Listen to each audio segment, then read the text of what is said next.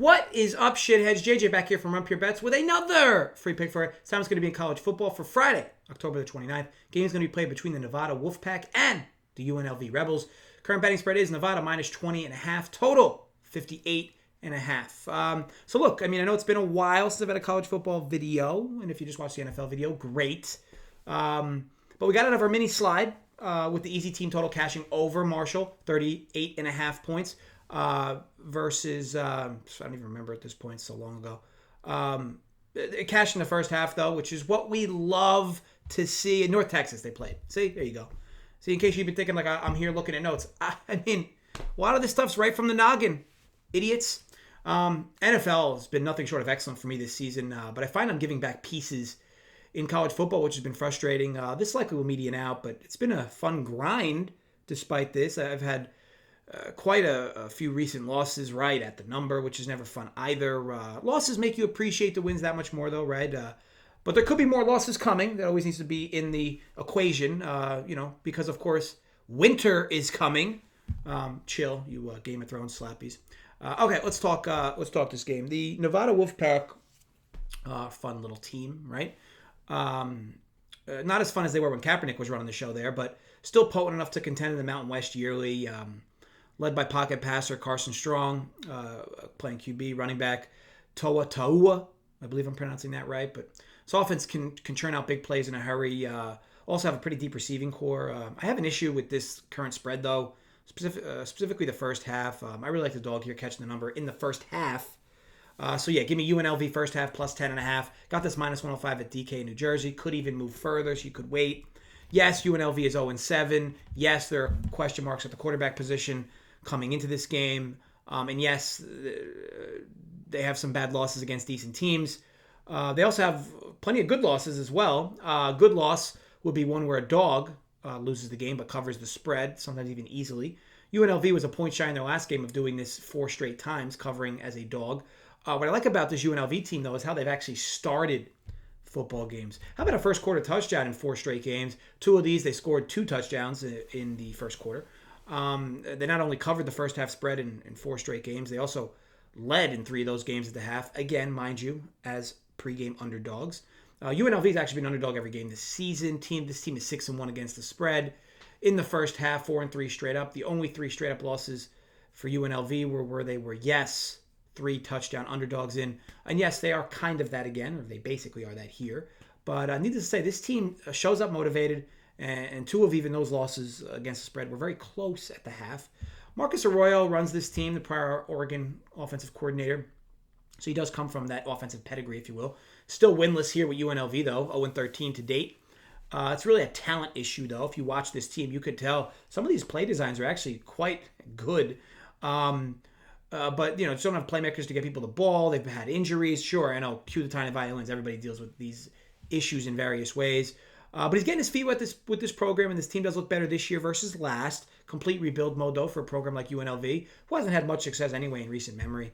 I do like how this offense has been running, though. They do lean on Charles Williams at running back, but a quarterback, as mentioned prior, gets a bit tricky. Doug Brumfield's a talented dual threat who went down, early in the season.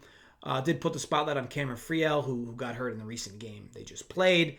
He's much more of a pocket passer who acts much more of a game manager. He still could play in this game, but it's unknown at this point. I know that Nevada does rank 92nd worst in D1 at stopping the run. And UNLV is certainly going to be running the football here, even if Friel misses this game. QB is a big part of the reason why the line's big, though, right? The question marks. UNLV does have options like Tate Martell looming, like a secret weapon. Remember that name, the high school prodigy, Bishop Gorman, highly recruited from college. Played Ohio State, Miami. It wouldn't surprise if he made that spot start here. Tremendous athlete. Just seemingly hasn't gotten together in the college level yet. Or they're going to go with their other backup Rogers, who probably knows the playbook better. They filled in with him briefly when Friel got hurt in the last game. But either way, to me, not so. I know it sounds silly, but it doesn't so much matter to me who starts a quarterback because it's in this line. Like the reason why they're having quarterback issues is why this line's this inflated. Nevada, though, does bring one of the best pass rushes in the country. And look, Rogers takes a ton of sacks. So if I'm game playing this out, and I know Martell's fully healthy and Rogers fully healthy, even if I feel more confident because Rogers has been in the program longer and he knows the playbook, he's not very mobile. At least Tate Martell's mobile. They're gonna face a pretty rough defensive front here. So I would expect Arroyo to draw up a bunch of misdirection plays like delays, counters, and the works to make that D-line hesitate just enough. But again, it wouldn't surprise me if Martell does get the nod here. But regardless, for me, this bet's purely a coach's bet. I think Arroyo is actually a real savvy offensive guy. I know that this team has started out very poorly, but again, this team was in the bottom of the barrel regardless whether he came here or not. They've been very close in a bunch of games recently. His team's playing more confidently. And look, they've shown to be very good early in games. Where their issues have been is second half adjustments. Their second half numbers are staggering in a negative direction.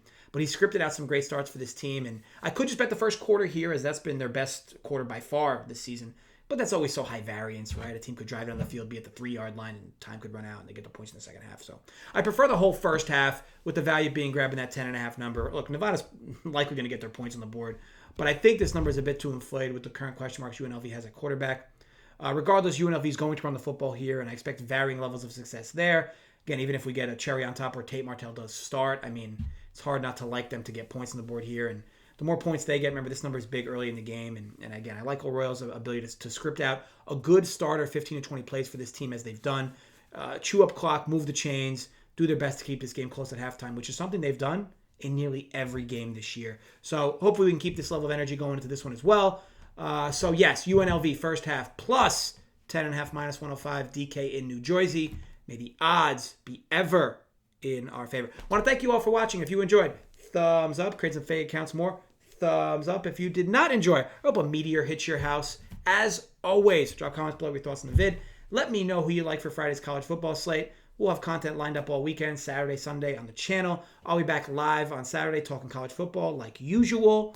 I already have, if you're already watching this, you're either live watching the Print Factory or you're about to watch it, but I have the Print Factory show with DFS, talking every NFL game with the DFS crew.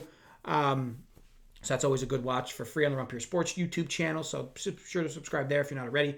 And I'll be back as well on the NFL show on Sunday for Run Pure, Holden JSU, talking more bets there right before lock. And a little DFS as well for those into it. We'll have live shows, UFC content, maybe even a sprinkle of some NASCAR, college football as well, all weekend long. Head over to runpurebets.com to see what we're all about. As always, folks, gamble responsibly, stay safe. Thanks again for watching.